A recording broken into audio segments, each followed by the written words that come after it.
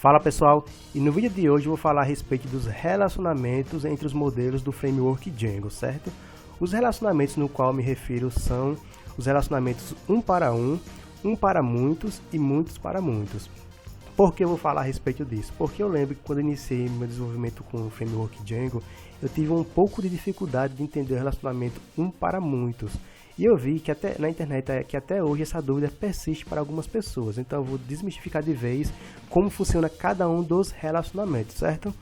Então o primeiro relacionamento que eu vou explicar aqui para vocês é o relacionamento um para um, certo? Então eu peguei aqui um exemplo do nosso mundo real, do Brasil, certo?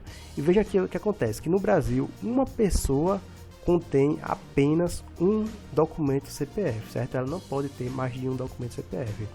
E um CPF pertence a exclusivamente uma pessoa. Então, um mesmo documento CPF não pode pertencer a 2, 3, 4 pessoas. Pertence a uma pessoa.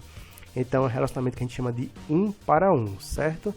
E este relacionamento no Django, a gente representa com one-to-one field. Vou exemplificar aqui para vocês. Vou criar aqui uma classe chamada documento CPF, aliás, o modelo. Certo? E esse modelo tem um número. Então, nós temos um CPF que tem um número, claramente.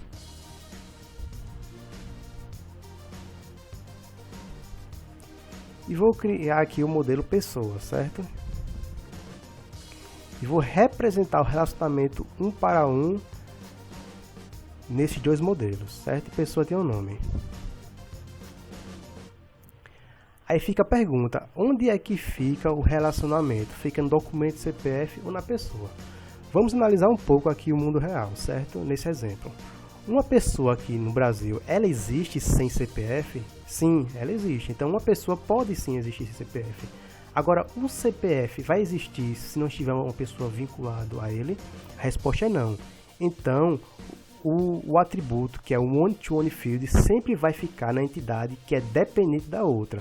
Neste caso é o CPF, porque o CPF não vai existir se não estiver uma pessoa vinculada a ela, certo?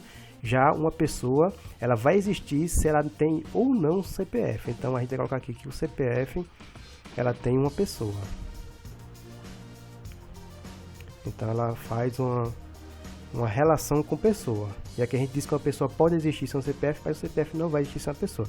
Eu vou mostrar isso, como é que fica no admin do nosso site, certo? Para ficar mais claro.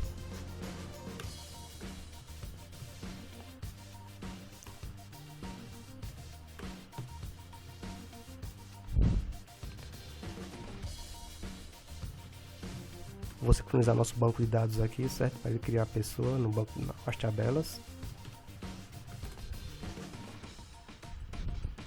E agora eu vou rodar nossa aplicação e vou abrir a administração do Django, certo?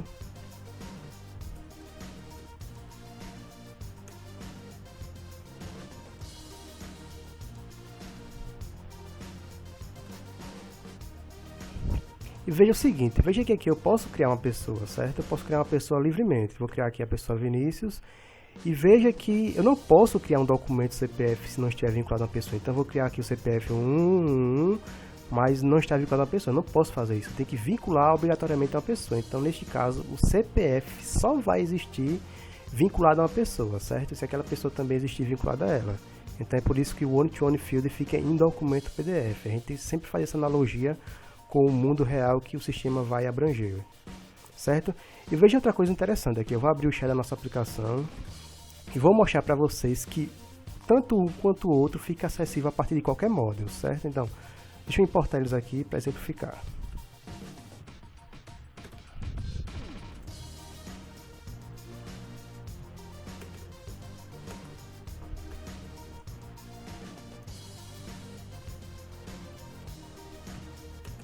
Veja o seguinte, que tanto pela pessoa, tanto pelo documento, eu posso acessar um ao outro. Se eu fizer aqui pessoa.documento CPF, eu consigo acessar o documento no qual ele está vinculado.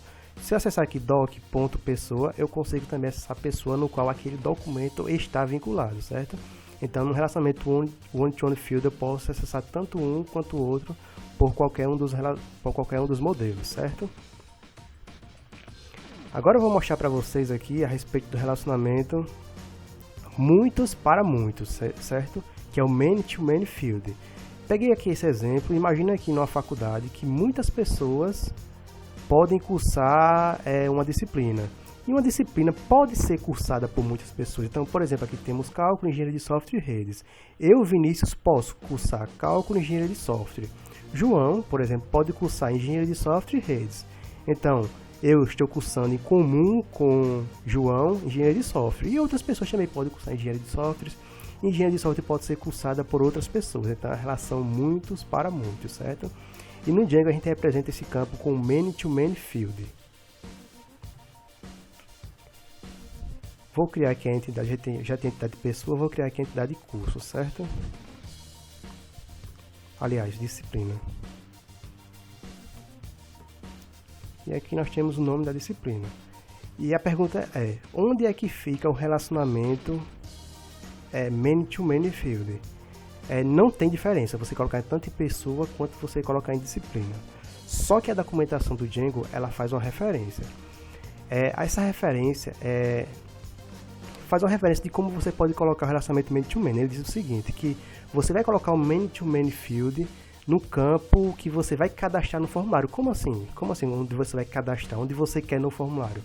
Se você quer que quando abrir uma disciplina lá, abrir a disciplina de cálculo e automaticamente já mostre abaixo quais as pessoas que estão vinculadas, então a gente vai colocar o many-to-many field na disciplina. Se você quer que ao criar uma pessoa a gente já informe quais as disciplinas que eles estão cursando, a gente vai colocar o relacionamento no many-to-many field, certo? Então aqui não faz muita diferença, vai depender do teu sistema, de como você queira que ele se comporte. Então eu vou colocar aqui o many-to-many field aqui, então pessoas que cursam, certo? Pessoas, many-to-many field. E aqui eu digo o modelo que ele vai referenciar, certo? Vamos ver como é que fica isso no nosso banco de dados.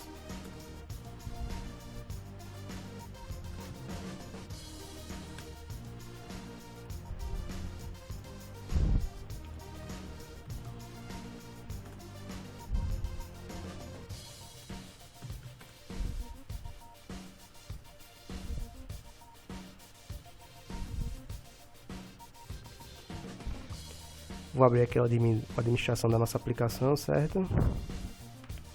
E perceba aqui quando a gente vai cadastrar uma disciplina, aqui tem aqui ó, as pessoas que fazem parte daquela disciplina. Então posso botar aqui cálculo 1 e posso salvar, sem selecionar nenhuma pessoa, certo? Aliás, eu tenho que obrigatoriamente escolher pelo menos uma pessoa. Para salvar sem uma pessoa, eu vou ter que colocar uma relação lá de que ele pode ser nulo, aquele campo, certo? Então eu tenho que selecionar uma pessoa, eu posso selecionar mais de uma. Posso aqui criar outra pessoa, sei lá, João. E posso selecionar o João ou Vinícius. Só vou selecionar João e salvar aqui. Posso selecionar duas, certas pessoas e salvar. Então essa é a relação many-to-many. Para que ele aceite aqui que esse campo seja branco, eu tenho que colocar aqui que é permitido que o campo seja em branco, na verdade, certo? Porque por trás disso aqui, quando a gente está no banco de dados, o Django ele não cria uma coluna lá na tabela de disciplinas, ele vai criar uma outra tabela que vai relacionar pessoa com disciplinas. Então, se você colocar o many-to-many aqui, a mesma tabela, da mesma estrutura vai ser criada, certo? A próxima relação agora que me causou um pouco de confusão na época é um para muitos. Então, vamos pegar outro exemplo aqui do mundo real. Uma pessoa, ela pode ter vários carros, pode ter um Celta, um Gol, pode ter vários carros, mas o documento do carro pode estar vinculado a apenas uma pessoa, certo? Então, essa é a relação um para muitos. Uma pessoa tem muitos carros e um carro pertence a apenas uma pessoa. É a relação um para muitos, certo? E como é que a gente representa isso no Django? Não existe o many-to-one field, não existe o one-to-many field. O que a gente utiliza para isso é o foreign key, certo? Foreign key field. Na verdade, foreign key só. Vamos voltar aqui e criar a classe carro. Para ser mais rápido, eu vou colocar aqui só o nome do carro, certo? Como atributo de char field. E agora, onde é que fica o atributo foreign key? O atributo que eu estou falando que representa o one-to-many é o models.foreignKey, certo? E aqui a gente especifica qual é a tabela que ele vai referenciar. E agora, onde é que fica o foreign key? O foreign key sempre fica na relação do muitos. Neste exemplo aqui, quem é o muitos? São os carros, porque uma pessoa ele tem muitos carros, mas um carro pertence a uma pessoa. Então a foreign key vai ficar em carros, certo? Então aqui um carro que pertence a uma pessoa. E aqui eu posso criar uma foreign key para a pessoa, ok? E agora veja como é que fica no nosso banco de dados essa relação.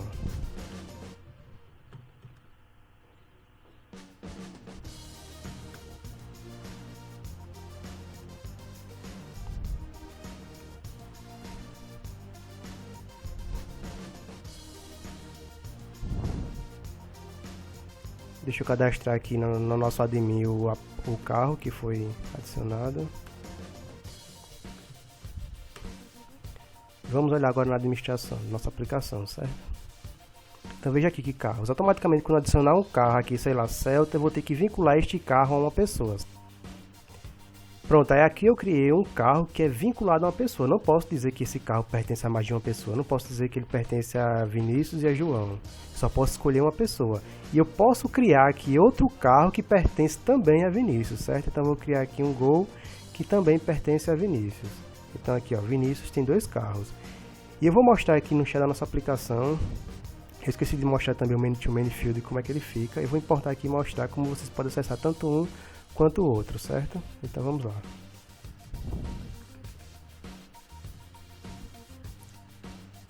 Vou importar aqui carro, pessoa. Qual foi o outro módulo que eu criei? Disciplina, certo? Vou pegar aqui uma disciplina. Veja o seguinte, veja que eu posso acessar aqui o conjunto de pessoas, certo? Pessoas, simplesmente acessar pessoas, pessoas.all. Quero pegar todas as pessoas. Então, como o atributo ele está em disciplina, eu faço d.nome do atributo, então aqui é pessoas.all.filter, eu posso filtrar aqui, eu quero fazer uma consulta, eu quero filtrar todas as pessoas daquela disciplina que tem o nome, sei lá, Vinícius, por exemplo. Posso fazer meus filtros aqui, certo? Já o relacionamento inverso é um pouco diferente. No one-to-one field eu poderia acessar tanto documento através de pessoa quanto pessoa por documento de maneira normal. No lado que tem a relação many-to-many, mas não contém um atributo, a gente vai ter que adicionar um set, certo? Deixa eu pegar aqui a última pessoa. E para adicionar todas as disciplinas que aquela pessoa cursa, eu vou ter que fazer pessoa.disciplina, que é o nome da relação de foreign key, disciplina, e colocar aqui um underline set, que é de conjunto, certo? Então, disciplina underline set, set é o que significa conjunto, .all. Então, essa é a única diferença. Aqui estou listando todas as disciplinas que esta pessoa que está aqui cursa. Quem é esta pessoa? Que João cursa, certo? Então, a única diferença é colocar esse underline .set no lado que não tem o atributo many-to-many. Já no lado da foreign key, acontece praticamente quase bem parecido com o many-to-many, vocês vão entender. Pessoa, ele contém muitos carros, certo? Então, pessoa contém o conjunto de carros. Então, pessoa.carro, .set, que é o conjuntos.all, certo? Como pessoas, ele tem muitos carros, aí ele tem que colocar esse set que vem de conjunto. Já em carro, deixa eu pegar aqui o último carro que foi criado. Eu posso, como um carro pertence a uma pessoa, eu posso relacionar diretamente com o modelo, certo? Ponto pessoa. E vai buscar aqui uma pessoa. Por quê? Porque como o carro está relacionado somente a uma pessoa, não existe um conjunto de pessoas, ou seja, um carro pertence a apenas uma pessoa. Mas uma pessoa tem muitos carros, então o muitos é que tem o set, certo? Então espero ter tirado todas as dúvidas a respeito das relações one-to-one, um para muitos e muitos para muitos. Se houver alguma dúvida, vocês comentem aí no vídeo que eu vou tirar. Eu não sei se eu fui tão claro assim quanto a isso, mas eu acho que eu falei tudo a respeito dos 3 relacionamentos do framework Django, certo? Então um abraço e fica com Deus.